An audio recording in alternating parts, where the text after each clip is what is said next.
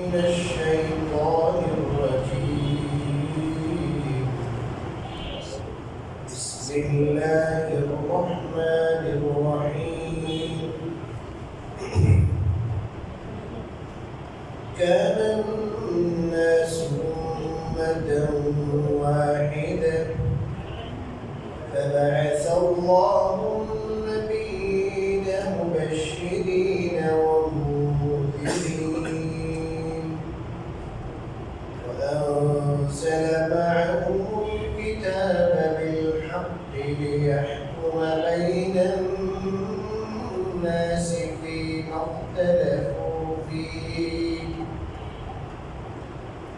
وما اختلف فيه إلا الذين أوتوه من بعد ما جاءتهم البينات بغيا بينهم فهدى الله الذين آمنوا لما اختلفوا فيه من الحق بإذنه والله يهدي من يشاء إلى صراط مستقيم صدق الله العظيم الحمد لله আমরা মহারাজের দরবারে শুকরিয়া জ্ঞাপন করি যে তিনি আমাদেরকে প্রতি সপ্তাহের ন্যায় আজও মহাগ্রন্থ আল কোরআনের তাফসীরে মজলিসে বসার শরীক হওয়ার তৌফিক দান করেছেন। আলহামদুলিল্লাহ। আমি আজ আপনাদের সামনে সূরাতুল বাকারার 213তম আয়াত তেলাওয়াত করছি। এই আয়াতে মৌলিকভাবে আল্লাহ তাআলা আম্বিয়া কেরামকে পাঠানোর কারণ, আম্বিয়া কেরামের সাথে যে আল্লাহ তাআলা কিতাব পাঠিয়েছেন সেটার কারণ কি, সেই কারণটা আল্লাহ তাআলা বয়ান করেছেন। আল্লাহ বলেন কানান নাসু উম্মাতান ওয়াহিদা, বলেন সমস্ত লোক এক উম্মার অন্তর্ভুক্ত ছিল, এক জাতিসত্তা ছিল। فبعث الله النبيين مبشرين ومنذرين, অতঃপর আল্লাহ নবীদেরকে পাঠিয়েছেন সুসংবাদবাহী এবং সতর্ককারী হিসাবে। আর وأنزل معهم الكتاب بالحق, হক দিয়ে তাদের সাথে কিতাব নাযিল করেছেন। লিয়াহকুমা বাইনান নাস, যাতে করে লিয়াহকুমা বাইনান নাস ফীমা ইখতালাফু ফীহি, মানুষের মধ্যে তা ফয়সালা করে দেয় ফীমা ইখতালাফু ফীহি, তারা যে বিষয়ে মতপার্থক্য করেছিল। ওয়া মা ইখতালাফা ফীহি ইল্লা আল্লাযীনা উতু من بعد ما جاءتهم البينات بغيا بينهم, আর তাতে মতপার্থক্য করেনি, তবে ওইসব ব্যক্তিরাই মতপার্থক্য করেছে যাদেরকে সেই কিতাব দেওয়া হয়েছিল, তাদের কাছে সুস্পষ্ট প্রমাণাদি আসার পর তাদের পারস্পরিক জেদের বশবর্তী হয়ে। অতঃপর আল্লাহ যারা ঈমানদার তাদেরকে আল্লাহ পথ প্রদর্শন করেছেন লিমাখতালাফু ফীহি মিনাল হাক্কি বিইজনি, তার হুকুমে তারা হকের যে বিষয়ে মতপার্থক্য করেছিল সেই বিষয়ে। আল্লাহু ইয়াহদি মান ইয়াশা, আর আল্লাহ যাকে চান তাকে পথ প্রদর্শন করেন ইলা সিরাতিল মুস্তাকিম, সত্য সরল পথের দিকে। এটা হলো মোটামুটি অনুবাদ। এবার তাফসীরে আসি। প্রথমে আল্লাহ বললেন যে সমস্ত মানুষ এক জাতিসত্তা ছিল। অন্তত দুনিয়াতে হিন্দু, বৌদ্ধ, চাকমা, মারমা, মুসলমান, কত জাতি আছে না? আল্লাহ বলেন সব এক জাতি।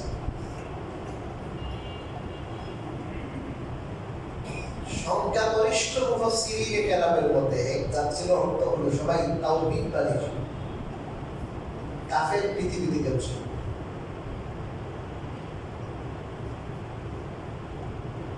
সমস্ত মানুষ ধ্যান ধারণা ঈমান আকীদার ক্ষেত্রে এক পথের উপর প্রতিষ্ঠিত ছিল।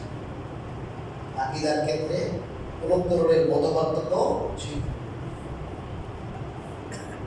আল্লামা হাফিজ ইবনে কাসির রাহিমাহুল্লাহ তার বিখ্যাত কিতাব তাফসীর ইবনে কাসির লিখেছেন, হযরত আব্দুল্লাহ ইবনে আব্বাস রাদিয়াল্লাহু তাআলা আনহুর উদ্ধৃতি দিয়ে আল্লাহ তাআলা হযরত আদম আলাইহিস সালামকে পাঠিয়েছেন নবী হিসেবে। আদম আলাইহিস সালাম থেকে নিয়ে হযরত নূহ আলাইহিস সালাম 10টা যুগ অতিক্রম হয়েছে। ওটাকে কিতাবের ভাষায় কর্ম মানে হলো যুগ, ওখানে 100 বছরের শতাব্দী, বর্তমান 12 বছরের যুগ, তো প্রায় 1000 বছর লাগে, 1000 বছর। কোনো কোনো মুফাসসিরিনে কেরাম বলেন যে আদম আলাইহিস সালাম থেকে নিয়ে ইদ্রিস আলাইহিস সালাম পর্যন্ত কোনো মানুষের মধ্যে ঈমান আকীদার বিষয়ে কোনো কিছু ছিল না। প্রথমে সবাই এক পথের প্রতি আপনার উপর প্রতিষ্ঠিত ছিল, সবার মত একই ছিল, কাফের পৃথিবী থেকে ছিল।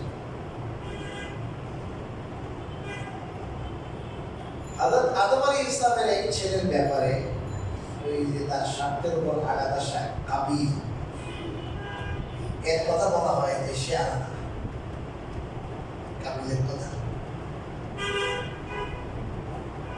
আবার অন্য একদল মুফাসসিরিনে কেরাম বলেছেন যে এখানে যে আল্লাহ বলেন সমস্ত মানুষ এক জাতিসত্তা ছিল, এটা পৃথিবীর কথা বলেন না, আলোকে আলোয়াতে রুজগতে সবাই ছিল। রুজগতে কেউ কাফের ছিল। আল্লাহ তাআলা সমস্ত রূহকে আদম আলাইহিস সালামের পৃষ্ঠ থেকে, আপনারা জানেন লম্বা তাফসীর সেটা, রূহকে বাইরে করে সৃষ্টি করে। এই রূহ সৃষ্টি হওয়ার পরে সমস্ত মানুষের রূহ যখন সৃষ্টি করলেন আল্লাহ রূহানি জগতে, তখন সবার উপস্থিতিতে আল্লাহ রাব্বুল আলামিন সবার থেকে একটি স্বীকৃতি দিয়েছে। আল্লাহ বলেন যে আলাস্তু বিরাব্বিকুম, আমি কি তোমাদের রব নই? তখন সমস্ত রূহ, আমরা যত কাফের, বর্তমান বিশ্বের কুখ্যাত কাফের নেতানিয়াহু, সেও বলেছে, তারা বলেছে কেন আপনি রব না, আপনি অবশ্যই আমাদের কি রব। যত নাস্তিক আছে, বামপন্থী আছে, সমস্ত বামপন্থী নাস্তিক যারা খোদা মানে না, আল্লাহ মানে না, আল্লাহকে আল্লাহর অস্তিত্বই স্বীকার করে না, এরাও কি করেছে ওই সময় রব বলেছে আল্লাহ আপনি আমাদের রব। কেউ কেউ বলেছেন যে এখন সবাই যে একই আকীদা এবং একই পথের আপনার উপর প্রতিষ্ঠিত ছিল, এটা হলো ওই রুহানি জগতের কথা। কিন্তু সংখ্যাগরিষ্ঠ মুফাসসিরিনে কেরামের মতে যে দুনিয়াতেও কিছুদিন পর্যন্ত, কিছু কাল দুনিয়াতেও কোনো মতপার্থক্য ছিল না, কোনো দল উপদল এগুলো ভেদাভেদ ছিল, সবাই একই। পরবর্তীতে ন্যাচারালভাবে মানুষ কিন্তু স্বার্থপর, আবার মানুষের সেন্সের মধ্যে থাকে, একটু ডিফারেন্স আছে, চিন্তার মধ্যে মানুষের ডিফারেন্স আছে, অনেকগুলো কারণে।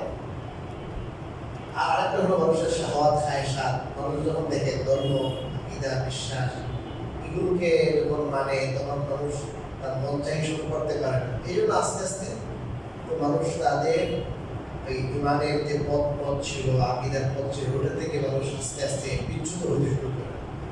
আর মন গড়া বিভিন্ন ধরনের তন্ত্রমন্ত্র আবিষ্কার করতে শুরু করে, ইমান বিরোধী কথাবার্তা বলতেও শুরু করে, বিশ্বাস করতেও শুরু করে। তখন আল্লাহ রাব্বুল আলামিন এই হককে পুনরায় প্রতিষ্ঠিত করার জন্য এবং যারা বাতিল, যারা বেঈমান, তাদের বিভিন্ন ধরনের কান পড়া, তাদের বিভিন্ন ধরনের অপপ্রচার, তাদের বিভিন্ন ধরনের চটকদার কথা, বিভ্রান্তিমূলক কথায় যেন মানুষ বিভ্রান্ত না হয়, এই জন্য আল্লাহ রাব্বুল আলামিন আসমান থেকে মানুষের হেদায়েতের জন্য আসমান থেকে আল্লাহ রাব্বুল আলামিন কিতাব নাযিল করলেন। আর সেই কিতাবগুলোর যে দলিল প্রমাণ যেগুলো আছে এগুলোকে বুঝিয়ে দেওয়ার জন্য আল্লাহ তাআলা আম্বিয়া কেরামের একটা সিলসিলা কায়েম করলেন। এই আম্বিয়া কেরাম আইসা ওই কিতাব আল্লাহর পক্ষ থেকে যে কি কিতাব, ওই কিতাবটা পড়ে শোনাইতেন। এটার মধ্যে দুইটা পার্ট ছিল। একটা ছিল মুবাশশিরিন, যে আম্বিয়া কেরাম আইসা বলতেন যে তোমরা যদি এই পথে চলো, হকের পথে চলো, ন্যায়ের পথে চলো, আল্লাহ প্রদর্শিত পথ যেটা কিতাবে বলে দেওয়া হয়েছে, এই পথে যদি চলো তাহলে তোমরা জান্নাতে যেতে পারবা, আল্লাহ তাআলার সন্তুষ্টি লাভ করতে পারবা, তোমাদের জীবনে দুনিয়াতে আসা সফল, ইহকাল পরকাল সব তোমাদের সফল, তোমরা সাকসেসফুল, সুন্দর করে তাদেরকে বুঝিয়ে দিয়ে সুসংবাদ দিবে। আর যদি তোমরা যে বিভ্রান্তি সৃষ্টি করেছ, তোমরা যে আপনার আল্লাহর কিতাব বাদ দিয়া, আল্লাহ রাব্বুল আলামিনের হুকুম বাদ দিয়া, তার গাইডলাইন এগুলো সব অগ্রাহ্য করে যদি তোমরা তোমাদের মনচাহি জীবন অবলম্বন করো, তাহলে তোমাদের জন্য আখিরাতে কঠিন শাস্তি রয়েছে, দুনিয়াতেও তোমাদের জন্য অনেক মুসিবত। এটা হলো তাদেরকে সতর্কবার্তা। যারা মানবে এদের জন্য সুসংবাদ, আর যারা মানবে না এদের জন্য দুঃসংবাদ। এদেরকে কি সতর্ককারী হিসাবে আল্লাহ রাব্বুল আলামিন আম্বিয়া এবং রাসূলদের একটা ধারাবাহিকতা চালু করলেন। এটা আমাদের জন্য বড় নিয়ামত, কারণ মানুষের আকল বুদ্ধি সমান না। আর আরো হলো মানুষ কিন্তু দেখেন, ওই একটা ল্যাংটা যদি একবারে কাপড় চোপড় নেয়, এও যদি এসে গেলে ফির দাবি করে দেবে, কিছু মানুষ এক ঘুরিত হয়ে যায়। আসলে ল্যাংটা বাবার ফরিদ আছে না, এগুলো দেখা বাংলাদেশে যত ফির দাবি করে, এই ফিরের 90% হলো ভণ্ড। কি ভণ্ড? ভণ্ড এই ভণ্ড ফি এরা না কোনো পর্দা করে। হ্যাঁ, গতকালকে একজন কাহিনী শুনেছে। গতকালকে বললো যে আমি তাবলীগের মেহনত করি, তো আমি মেহনত দেখে একজনে আমাকে বললো যে ভাই চলেন একটা, ওই নাবিস্কো ফ্যাক্টরির এখানে দোকান ছিল, ওই গুলশানে নিয়ে গেছে এক ফিরের কাছে। ওখানে যাইয়া উনি দেখে যে একটা রুমের মধ্যে বসাইছে, একই রুমের মধ্যে পর্দা নাই, এক অংশের আপনার মহিলা, এক অংশের পুরুষ, পর্দা একবারে বেপর্দা। একটু পরে আইসি ফিরসা, আসার পরে পাগড়ির মতো একটা দিল, সবাই ধরেন। আর ধরার পরে কইতেছে এখন ফিরের যে কি আছে, পিএস আছে, বায়াত করবে, বাবা বায়াত করবে, আপনারা যে যা পারেন দেন, বায়াতের আগে কি পয়সা টাকা দেন। আর মেয়ে ছেলের কোনো পার্থক্য নেই, সবাই একসাথে। তখন ওই মেয়ে বলতেছে, যে নিয়ে গেছে, যে আপনি ধরেন না, আপনি বায়াত হন। উনি বায়াতে তো সহজ নয়, সোজা নয়, আমার দিনের সাক্ষী দিচ্ছে, এটা তো বন্ধ, এটা হক নয়, এটা বাতেল। হাদিস শরীফে রাসূল কারীম সাল্লাল্লাহু আলাইহি ওয়াসাল্লাম বলেছেন, আল ইসমু মা হাকা ফি সাদরি, অন্তরে যে জিনিসের খটকা লাগে এটা গুনাহ। আপনি দেখবেন একটু দূর দূর করে পড়ে, কোনো মুখিলে পড়ে, এটা একটা বাদ দিয়ে দেন, আল্লাহ রাসূল বলেছেন এটা বাদ দিয়ে দিবেন। মানুষের অন্তর, গুনার কালিমায় যদি মানুষের অন্তর মরে না যায়, তাহলে মানুষের অন্তর, ইমানদারদের অন্তর, এটা পশ্চিমাতক, এটা পশ্চিমাতক, এটা বাঁচবে না রে, এটা তো ঠিক হচ্ছে না, শিউরি উঠি বুঝলেন না, এটা কি পশ্চিমাতক? পশ্চিমাতক এই বেচারাটা আমি অনেকগুলো চিন্তা দিছি, আমাকে নিয়ে গেছে যখন আমি শিউরি উঠছি, ঘিরে এটা কি, এটা তো কি নয়, হকপন্থীর কোনো ইয়ে না। এই বেচারা কি আমি ধরি নাই, এসে গেছি বিম্বের খেলা। বর্তমান এই ধরনের আপনার মানুষগুলোকে, এগুলো মাথায় কাটাল ভাঙে খায় কিনা এই বন্ডরা, ল্যাংটা যে আছে গায়ে কি নাই, একটা কিউ নাই, একটা সুতাও নাই, এই ধরনের ল্যাংটারও কিছু কি বুড়ি জুটে কিনা বলেন। হ্যাঁ, ভণ্ডতে কি চট্টগ্রাম কেটে দেখবেন পীরপুরিদির বাজার বড় সস্তা, ভণ্ড বাতেল বেদাতি। সাউন্ড টাউনের বাজার একটা আছে, আমি গেছি ওদিকে, ডাক্তারে গেছি, সাউন্ড টাউনের বাজার, ওখানে মানে গেলে মতো কি পাওয়া যায়, সাউন্ড পাওয়া যায়। আর কত সাজে আছে, বদনাশটাও আছে, বদনা ফলনা শাহ, অমুক শাহ, পেটুক শাহ, খালি শাহ। বুঝলেন না? এখন আমাদের আল্লাহ রাব্বুল আলামিন বিভ্রান্তি থেকে বাঁচানোর জন্য আল্লাহ তাআলা বললেন কি যে এই মানুষগুলো তো কি সহজ সরল মানুষ। যে কেউ একটা দাবি করলে এই যে বললাম গোলাম আহমদকে আজকে আল্লাহ আপনাদের কি কইতাম এই 7 ফিট ধর্ম পেশাব করতে এটা ডায়াবেটিসের রূপ ছিল, এটা বর্ষরূপ ছিল। কি রূপ? বর্ষরূপ। বুঝলেন তো? এটা আপনার দিলে অনেক সময় দিলাম না বানাই ওদিকে না বানাই হেড পকেটে ঢুকে দিত। একটু নাটকিলি ছিল এটা, মারাত্মক পর্যায়ের আপনার নাটকিলি ছিল। অনেক তার বললে অনেক সরবের বিষয়, অনেক ইয়ে ছিল। এই গোলাম আহমদ কাদিয়ানীর মতো মানুষ, সে বলতেছে কি সে নবী, কিন্তু এরও কিছু বলি কিছু বক্তব্য জুড়ে গেছে কিনা বলে তারা কি মানে নবী মানে। এই জন্য আমরা তারা দেখলেন যে না এই আমার বান্দাগুলো তো কি হক পথে রাখার জন্য আমি একটা ব্যবস্থা করতে হবে। এই ব্যবস্থা হিসাবে আল্লাহ তাআলা আসমান থেকে কিতাব নাযিল করলেন। আর কিতাবে মোটা মোটা কথা, শাখা শাখা কথা, যেটা সহজেই মানুষ কি করতে পারে, বুঝতে পারে, বা না সুস্পষ্ট প্রমাণাদি সম্বলিত আল্লাহ তাআলা কিতাব কি করেছেন, পাঠিয়েছেন। আর এই কিতাবের বাহক আল্লাহ তাআলা এত আমানতদার, এত এই জাতির সবচেয়ে ফার্স্ট কোয়ালিটির লোকগুলোকে, যাদের জীবনে কোনো স্পট নাই। কোরআনে কারীমে আল্লাহ রাব্বুল আলামিন রাসূল কারীম সাল্লাল্লাহু আলাইহি ওয়াসাল্লামের ব্যাপারে বলেছেন, আপনি বলেন না ওয়াকাদ লাবিস্তু ফীকুম উমরান মিন ক্বাবলিহি আফালা তা'কিলুন। এই তোমরা যে আমাকে বড় মিথ্যাবাদী, আমি আল্লাহর নামে মিথ্যা বলছি, আমি আল্লাহর নামে আপনার কালাম নিজের পকেট থেকে নিজের পক্ষ থেকে কতগুলো কথা রচনা করে আল্লাহর নামে চালাই দিছি, আমাকে যে তোমরা কি বলতেছো এমন অপবাদ দিচ্ছ। আরে তোমাদের মাঝে তো আমি 40 বছর ছিলাম, 40 বছরের জীবনে কোনো মিথ্যা কথা বলেছি? তোমরা নিজে ওই তো তোমরা আমাকে আলামের কি দিছো, হ্যাঁ মহাসত্যবাদী, তোমরা নিজেরাই তো আমাকে আমানতদার, আমাকে আমি আলামী উপাধি দিয়েছো তোমরা। আমি তো জীবনে কোনো দুই নম্বরই করি নাই, জীবনে তো কোনো ধরনের কোনো পাপ কাজে আমি জড়িত হই নাই। এরা সমস্ত নবীরা হাই কোয়ালিটি থাকে, এরা মানবতার দিক থেকে, আখলাক আর চরিত্রের দিক থেকে হাই কোয়ালিটি। এর উপরে আর কোনো চরিত্র হতে পারে না। আম্বিয়া কেরাম মুহাক্কিক উলামায়ে কেরামের মতে গুনাহ এত নবুত পাওয়ার পরও করে নেই, বরং নবুত লাভের আগেও গুনাহ করে নেই। এই ধরনের পাপকৃত মুক্ত মহাত্মা পবিত্রতা যারা, এদেরকে আল্লাহ তাআলা নবী হিসেবে পাঠিয়েছেন, যাতে করে তারা যখন আল্লাহর হেদায়েতনামাগুলো, আল্লাহ রাব্বুল আলামিনের হেদায়েতনামা, আর আল্লাহ রাব্বুল আলামিন এই হেদায়েতনামাতে যা বলেছেন এগুলো যখন বিস্তারিতভাবে বোঝাই দিবেন, সহজেই যেন পারে উনি বলছে আরে ভাই এই লোক তো কিনা মিথ্যা বলতে পারে না, আরে অনেক ভালো হবে, জীবন মিথ্যা বলে নেই, এত মহামানব এটা, এত ভালো মানুষ। এই ভালো মানুষ, ভালো মানুষগুলোকে আল্লাহ তাআলা নির্বাচন করে মানুষের দ্বারে দ্বারে বানিয়ে দিয়েছেন এই হেদায়েতের আলোক পত্রিকা হিসেবে, হেদায়েতের ধারক এবং কি বাহক হিসেবে। এটা আল্লাহ তাআলা বহু বড় ইহসান, বহু বড় কি ইহসান। নাইলে কিন্তু আমরাও গোমরা হয়ে যেতাম, কারণ আত্মপ্রতি কাজ করতে না, যে যেদিকে বলে এইদিকে, বুঝলেন না?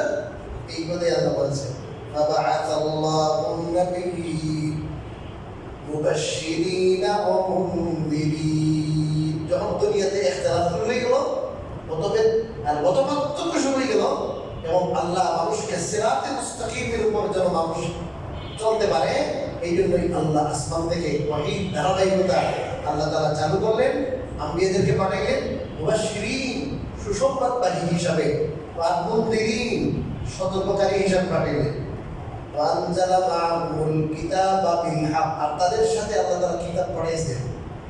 কি কি পাঠাইছেন? হক দিয়া, এরা হক দিয়ে কিতাব পাঠাইছেন। আচ্ছা, তারপরে লিয়াহকুমা বাইনান নাসি ফীমা ইখতালাফু ফী। আর এর উদ্দেশ্য কি? যে বিষয়ে তারা মতভেদ করে এই বিষয়ে যেন মীমাংসা করে দেয়। কি করে দেয়? এই কিতাবে এসে কি করে দিবে বলেন?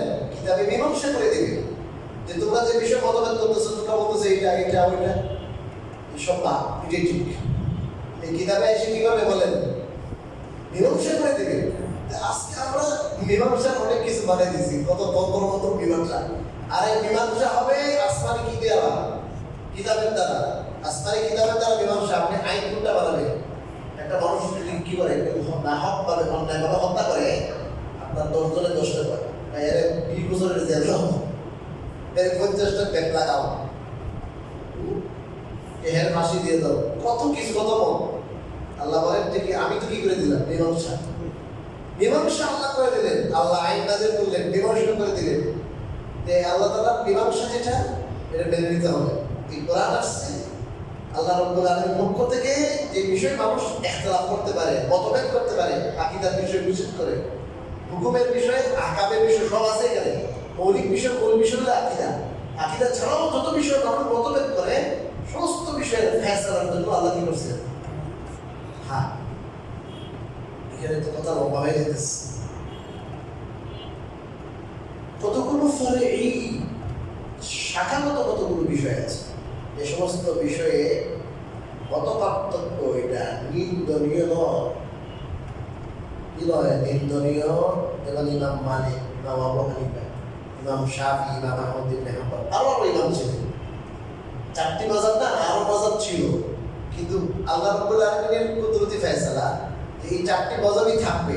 ওই মাযহাবের ইমাম মালিকের মতো আরেকজন বড় ইমাম ছিলেন ইমাম লাইস ইবনে সাআদ। ইমাম মালিকের ক্যাটাগরির বড় আলেম, ওনারও মাযহাব ছিল, কিন্তু এর পরবর্তীতে এটা কি হয়ে গেছে? লাল হয়ে গেছে, নাই। ইমাম আউজাঈ, ইমাম সুফিয়ান সৌরি, এদেরও মাযহাব ছিল, আমরা পড়াই কিতাবে, কিন্তু পরবর্তীতে ওগুলোর চর্চা হয় নাই, ওনাদের ছাত্ররা ওটাকে ধরে রাখে নাই। শেষ কিতাবের 2-4টা বই পাওয়া যায়, মানে একবার বিন্যস্ত, প্রত্যেকটা 4টা মাযহাব যেমন বিন্যস্ত, সব হাজার হাজার লক্ষ লক্ষ মাসলা মাসাইল দলিল সহ এগুলো নেই। এই যে 4টি মাযহাব, আপনার কাছে হুজুর এই 4টি মাযহাবে তো কি রয়েই গেল? মতভেদ, মত পার্থক্য রয়েই গেল। কেউ নামাজ পড়ে এরকম, কেউ পড়ে হাত উঠায় না। এটা সাবজেক্টের বাইরে, এটা হলো মৌলিক বিষয়, আর এটা হলো শাখাগত বিষয়। কি বিষয় বলেন?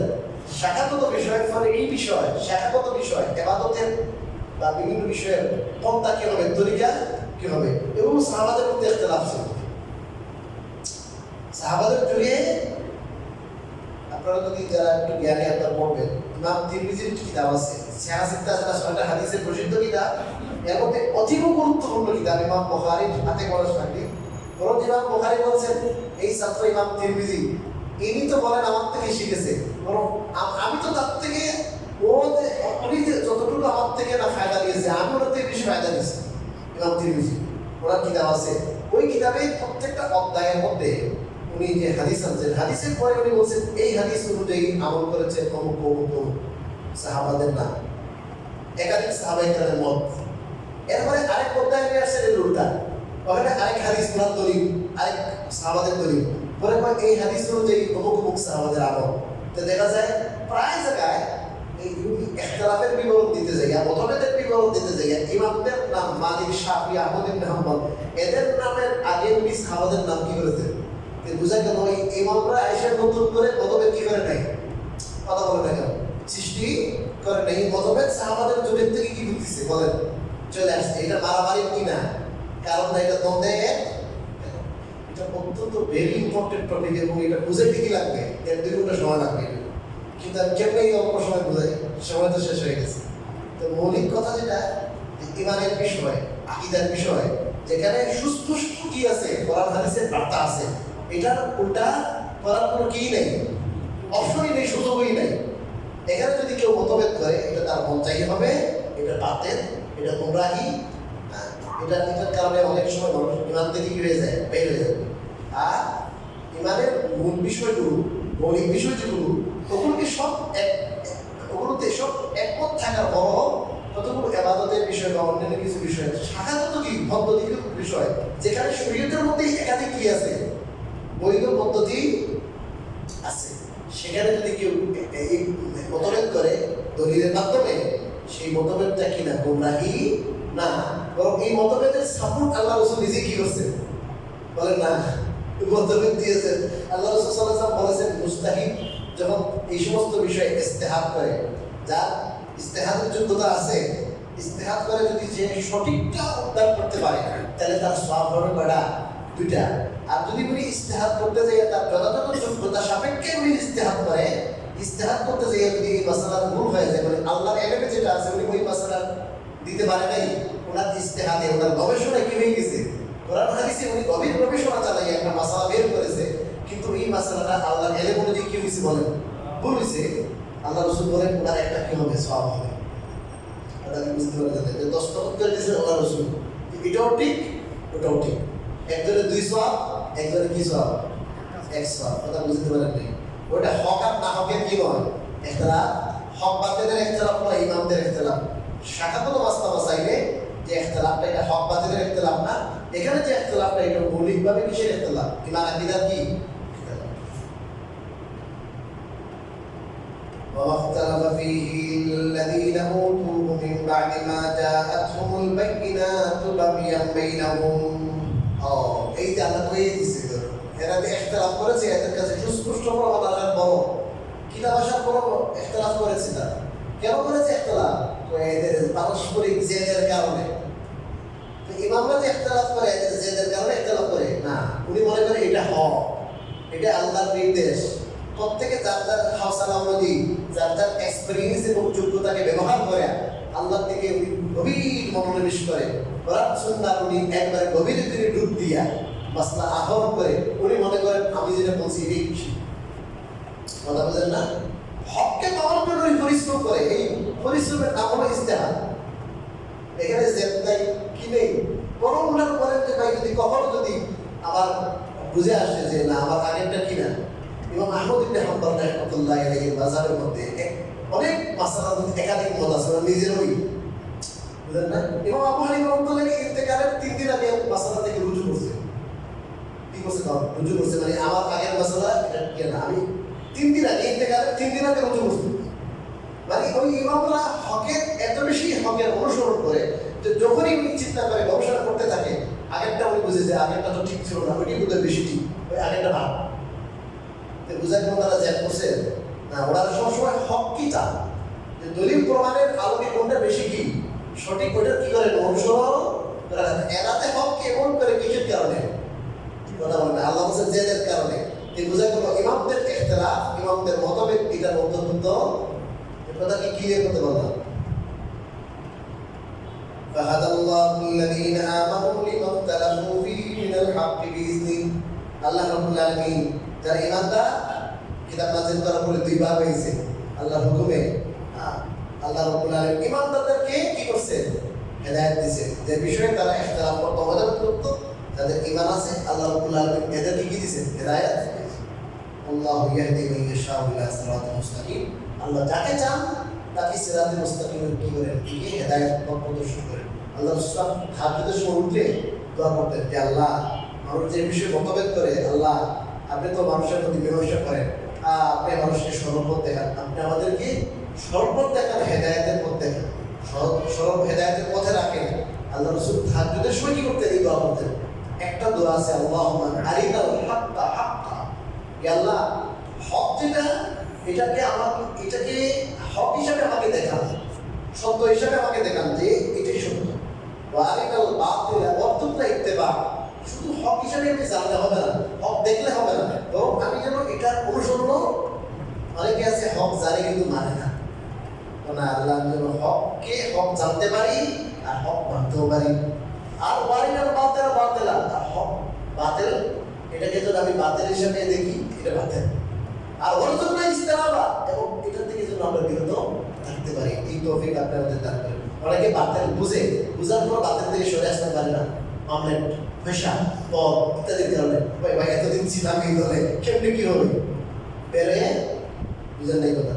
এই জন্য আল্লাহ বেশি দোয়া করেন, আল্লাহ হক প্রদর্শন, সত্য পথ প্রদর্শন করেন এবং এই সত্যকে মানার তৌফিক দান করেন। বাতিলকে বাতিল হিসাবে আমাকে দেখাই দেন, বাতিলকে বাতিল হিসাবে বুঝার উপলব্ধি করার তৌফিক দান করেন এবং বাতিল থেকে বিরত থাকার তৌফিক দান করেন। দোয়া করতে হবে আল্লাহ রাব্বুল আলামিন আমাদেরকে হক বোঝার, হকের উপরে আমল করার, হকের অনুসরণ করার